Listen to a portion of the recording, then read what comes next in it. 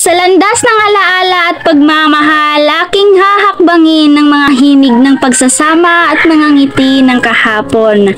Handog ko sa inyo ang mga salita ng pagninilay-nilay at pag-alaala sa pagtatanghal ng alab ng pagmamahal sa ating mga minamahal na lula.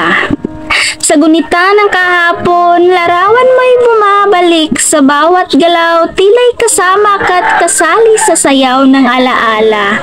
Ang halakhak, ang iyak, naglalaro sa aking isipan sa bawat musika ng nakaraan. Iyong tinutugtog ang tala ng pagmamahal sa bawat himig, bawat titig, iyo'y naririnig ang mga kwento, ang mga aral sa puso'y nakaukit.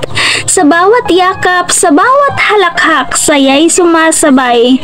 Sa bawat kwento't pagmamahal, sa puso'y walang patid na ligaya. Ngunit may lungkot.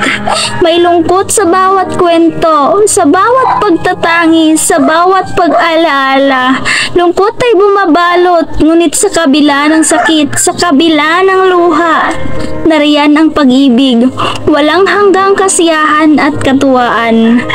Mga alaala mo, tangi kong yaman, sa bawat sipol ng hangin, sa bawat patak ng ulan, nariyan ka kasama, walang hanggang pagsasama.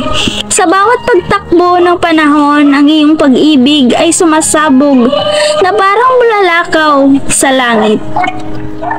Sana nagustuhan niyo po ang spoken poetry na ito sa araw na ito.